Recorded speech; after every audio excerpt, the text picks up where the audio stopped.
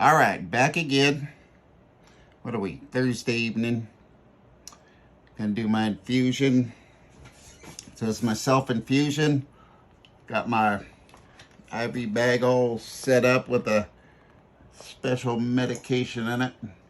If you've been watching, you'll see I got the setup here when I fill the bag up, but pretty boring stuff. If you want me to show you that again, put it in the comments or whatever. So, last week, no problem. I did the IV, didn't blow it the week before. I didn't video it, and I blew it, and it was a big mess. So, sorry for that you missed the big mess. Anyway, I'm right-handed. Did my left hand last week, which is the easier, but I'm doing ambidextrous, so I'll do my left hand, or my right hand with the IV this week. So I'm putting on my tourniquet. It's a self tourniquet, so you push this and that pops it right off. And so get that on there good. And find me a vein that looks like it'll be fun to poke. Got all my stuff set up here, so I'm ready to roll. This one's always good.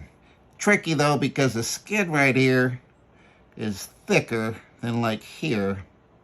And this one's a little tricky because it's a skinny little one, but it's between these two tendons, so it actually holds it in there pretty good that the vein doesn't wiggle around. Over here, it's hard to know when you're in and through the vein. I will give it a whirl. This one's tricky too. That's a real tricky one, but it hurts when I screw that one up. And like I say, whatever I screw too many up, I just go up to the big sucker. So I'll try this one first. And if I blow it, then I have to go to the other hand, and I got plenty of good ones to do on there. So let's try this tonight. So, you see there? A little bit forward. And do here. So I take the alcohol swabs and prep up the area. We don't want any infections. I have to do this every week for the rest of my life. So I want to avoid as much scarring as possible. And if you haven't watched any of the other videos, I do this because I have alpha-1 antitrypsin deficiency. It's a genetic disease which causes emphysema and or liver disease, cirrhosis.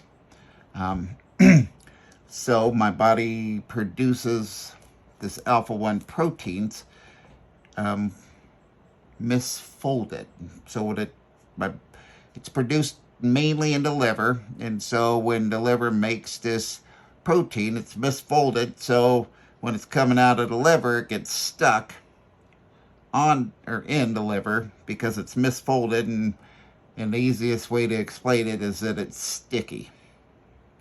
And so it just all globs together on the liver, hence the liver disease. So the alpha-1 proteins don't make it to my lungs where it's needed when they've been irritated. And the alpha-1 protein is mainly an anti-inflammatory, but what it does in the lungs is when there's inflammation or some sort of like smoke or whatever gets in there, irritates it, the body sends out an enzyme called neutrophil elastase. And neutrophil elastase goes in there, and it's like little Pac-Man, like the scrubbing bubbles or whatever, and it starts cleaning off the alveoli. But this enzyme is a destroyer of tissue. So it's in there, and it's trying to clean off any bacteria, anything that might be in the alveoli. And the alpha-1 proteins is what goes in there and stops it. It neutralizes the enzyme that's tearing apart the alveoli. And now, since my body is producing this stuff that just gets stuck in the liver, the neutrophil elastase just continues to eat or destroy the tissue of my lungs. and so hence emphysema. So what I'm doing is I'm infusing myself with the proteins that's been extracted from the generous and kind people who donate their plasma. And so I want to thank you for doing that. If any of you are doing that, or if you're thinking about doing it, do it, because you're helping a person out like myself and many of us. I'm an advocate for this Alpha One, and I work with the foundation, have a support group here in the San Francisco Bay Area. And yeah, so here we go. I'll try to hit that sucker. I poke that in there. All right, what are we looking? All right, we got blood coming here. Means we're in the right area. All right. You see blood in the catheter, and that's usually a good sign. So I'll pop that off of there. And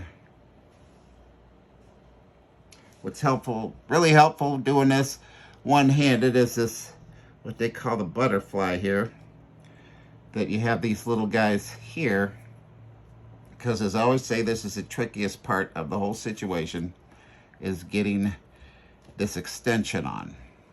Because the nurse, they'll put their one finger here and keep it from flowing when they pull that thing out, but I don't have that convenience. So basically, I have to pull this out and get this on there before it starts shooting out. Sometimes it's a quicker flow, sometimes it's slower. Let's see if we got it right. Yep, blood. Happy, happy, joy, joy. Sorry I didn't screw it up. You guys got no bloody mess this week. But there's always next week. Trust me, I screw it up every so often. Being summertime is nice because my veins are nice and big because it's warm. When it's cold, my veins shrivel up to teeny little things. Even with the tourniquet on, they're still small, and it makes it a lot more difficult to get the veins because they're not holding still. They're wiggling around like worms. And anyway, it's all good. So now I'm flushing it out with the saline solution.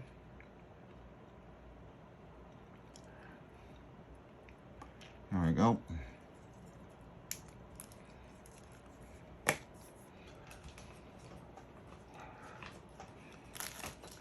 And I have my bag all set up. The pipe is all filled with the medicine. Put up my IV line, or IV pole, and see if it's gonna flow.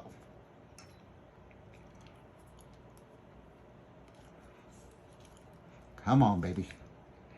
It's loose. It's good. That one's open. Come on, let's see what you got. There we go. She starts dripping. Just have to get it lower than the thing. Now we got a good drip going. And I'll tie this thing off to my finger so I don't accidentally pull it out. And I put this down here on my arm. Tighten that up. So again, if I get excited, maybe I live in California, could have an earthquake. I get excited and pull the thing out. And this medicine is very expensive. It's about $5,000 a week is what it costs for this stuff. It's very fortunate to have good insurance that helps pay for that, and have also, I like to explain to y'all. So anybody that is having difficulties, maybe you have some other type of disease and you need medications that are expensive, and you can't afford the co-pays, or you can't afford the medications, a lot of times there are different organizations that help with that. So NORD is a National Organization of Rare Diseases, they get money from the manufacturers of the medicine that's going into my veins right now to help people like me who are low income pay for their co-pays and or their premiums. And so my copay is like less than $300 a year, and that's done within the first month of the year, so no big deal. But my premiums are over $200 a month, which is a pretty big hit when you're a low-income guy like me, because my lungs are all screwed up. I can't work anymore.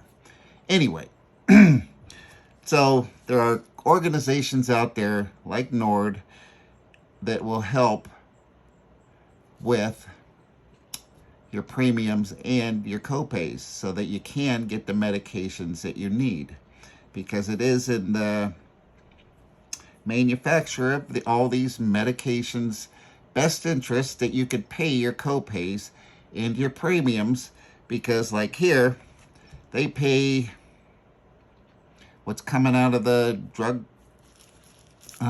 company's pocket is just a little over $200 a month, and I get to use their product in the amount of $20,000 a month. So it's a pretty smart business for them to help me out to be able to get my medication. And that is the case with many medications.